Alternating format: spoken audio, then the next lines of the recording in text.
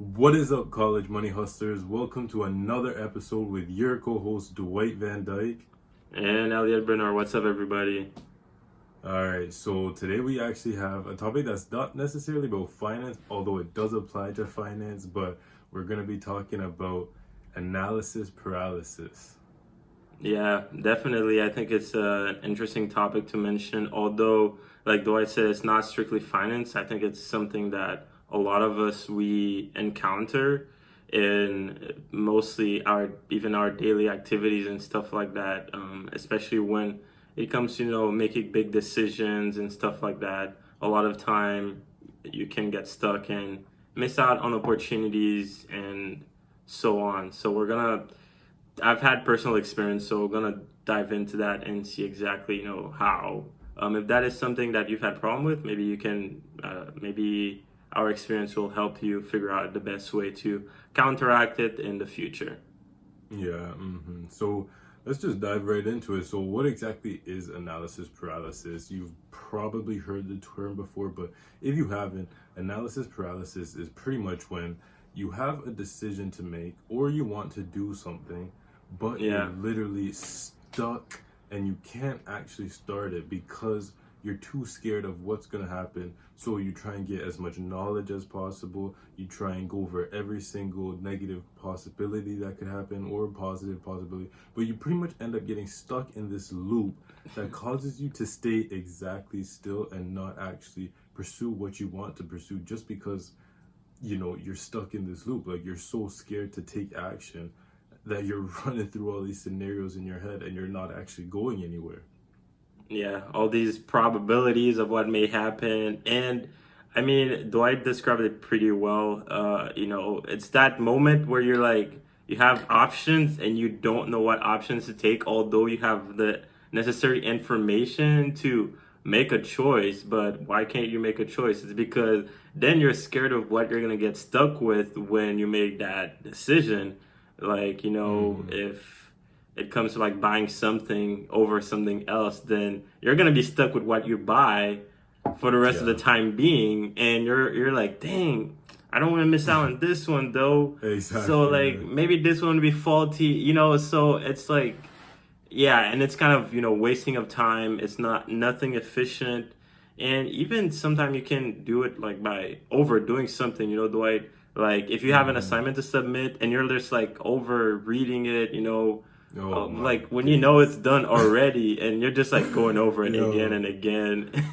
Man, oh man, I've done that before. I've done that before, and that's when I kind of came up with the excuse that I'll start leaving stuff till last minute because I don't want I like the pressure and I just want to get it done last minute and hand it over because I don't have to deal with reading it over and over again. Although I learned that that's not actually the best way.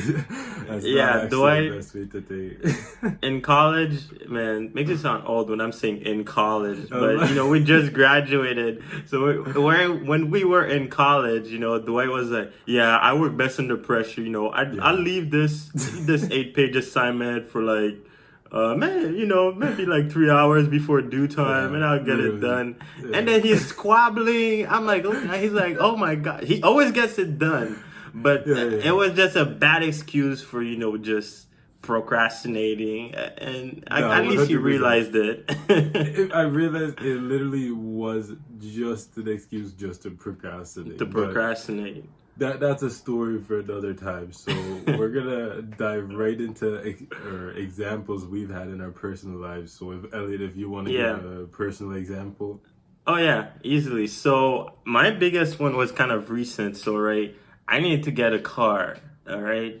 So because my old one was starting to be bad, and like it just was time for it to be gone. Unfortunately, I love the car. It was my first car ever, but so I needed a car, and I'm like, dang, there's a big market for cars, and I'm like looking at all these cars. I'm reading reviews, and you have reviews, you have positive, you have negative, and the same amount of positive, the same amount of negative, and I'm like, so what's the problem, And I'm like, I can't even decide on a brand.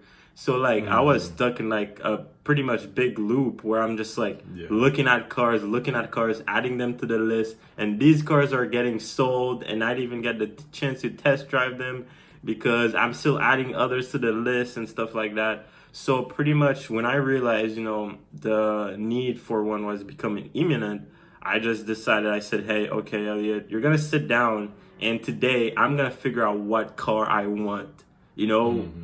what car I want, why I want it, period, and then just Yeah. my price range, and then that's it. And that's what I did.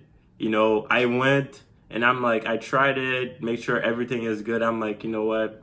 Let's just take it because I'm done with this. Because, I mean, when you do something, you may always find a better opportunity, but, Mm-hmm. For you sure. For you have sure. no idea of knowing that that would come because it's so funny because when I bought my car there was this other car which was kind of the exact same thing for my car, which was at a little bit higher price, but it was much greater value in terms of mileage and so on. But I was like, you know what, the decision's already done, the car is good, I'm satisfied with it, so that's it. Mm-hmm. There's no going back. You don't have to like think about it. Oh, if I could have done this better or not. As long as you believe that you made a solid, financial decision and whatnot. So that was a big one for me. Like I just you have to notice that you're stuck in the loop, take decisive action to get out of it, and just trust yourself. Trust yourself Mm-hmm. that you know what you're doing too. So yeah, Yeah. No. that's one of my little stories. That, What about you, Dwight? Yeah, no, that's some good advice. Honestly, I'd agree that once you literally just tell yourself like, okay, this is enough. Like you just have to do this regardless. Yeah. That's when you start to take action, and you start to see results. As you said, you got a good car in the end. Yeah, you could have spent a lot more time and maybe have gotten a better one, but Yeah, you would maybe. have, if you could say that all the time, literally, like you could always say, Yeah, "Oh, that's true. I might have gotten a better one," when you really have no idea if you would have gotten a better one or not, because you could have, for as long as you might have got the best car possible. So that's Yeah. some good advice, yeah. But for me, a personal example that I have for analysis paralysis, I kind of have two of them. One is investing related, and one is actually business related. So I'll start off with the business one. But when I started Wavy Baby Worldwide, which was my first business, it was an Jeez. e-commerce do-rag business.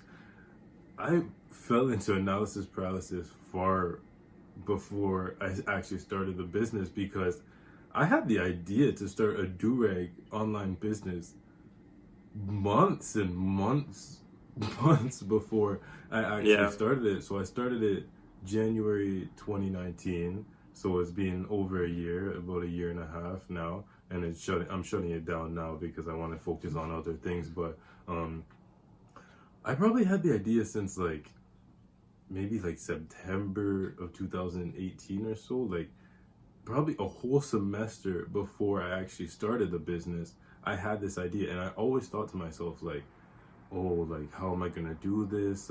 I need to read more books, and that was the biggest thing for me for analysis paralysis was I put off taking action to start my business to do more research and Mm-hmm. to learn more. And I'm not saying that you shouldn't do your research before Yeah. you start a business. Obviously, you should always know your market, know your margins, know what you're selling, know if Yeah. there even is a demand for your product.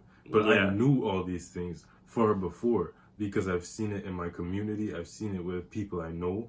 Everybody was wearing do-rags at the time. Literally, like Yeah. everybody I knew. So I knew there was a market for it. I knew I could sell these do-rags for a profit.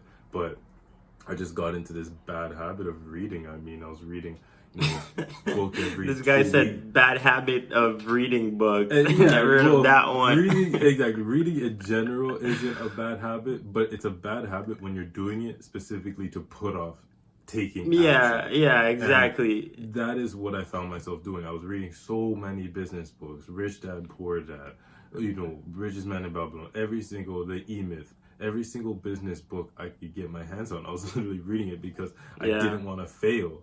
And this idea of me failing, I was already failing because I never even started, you know what I mean? So really just when it came down to it, you know, New Year's hit and I was like, screw it. January 2nd, I literally put in a order with a supplier I had for a whole bunch of Durex to test the product. I set up my business website literally within a week after New Year's because I told myself, I was like, this is enough. Like, it's 2019. I'm done putting stuff off. Now it's obviously 2020, but you know, at the time I was like, I'm done putting this off. I'm getting this business started and I'm getting it running as soon as possible. And by the time, you know, February hit, I was making sales and I was actually, you know, people were buying my product and I was surprised. Yeah, but honestly, that customer was my here. biggest thing. And, oh, you like? At least one of them. Yeah. But yeah, for business, that was it. And for investing, it was almost the same thing, except I didn't know. I had so many different options for ETFs. There's so many different S&P 500 index funds out there. There's so many just options in general for whatever you want to invest in. There's always options. You know, you have industries where there's hundreds of tech companies, hundreds of consumer, you know, discretionary companies. And I got into the habit of over analyzing these ETFs and being like, okay, I don't want to buy the wrong one. But I was missing out on a lot of time in the market. And, you know, time in the market, as we always say, beats timing the market. So I was missing out on opportunity just because I had analysis paralysis. And that was, I'm going to keep that one short and sweet, but that was my analysis paralysis for investing. Yeah, I mean, definitely the first one was a big one because, you know, a lot of people sometimes they have ideas and, you know, that could be great ideas, but, you know, they're just stuck in a place where they don't, they're just stuck where they can't put it out just because they don't feel like they're ready, although they're ready. But, you know, I mean, I feel like I sound like a wise man or not, but it's just from what I've noticed a lot of time, you know, you just got to jump for it and say, you know, what 100%. happens.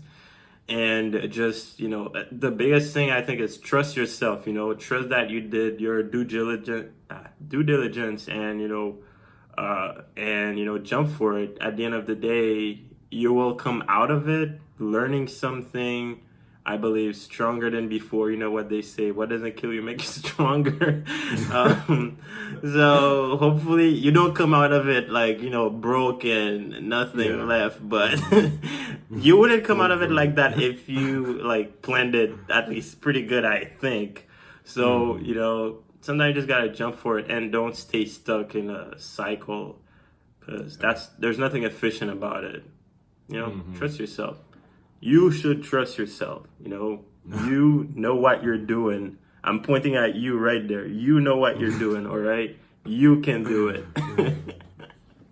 But yeah, analysis paralysis, man, that's a mouthful. It is. It's a tongue twister. But that's all we have for our episode. We wanted to keep it short and sweet. Thank you for tuning in. We really appreciate it. Don't forget to like, subscribe, and share with your friends. We want to get these videos to as many people as possible. Come support the channel. And peace. Peace. Have a good one.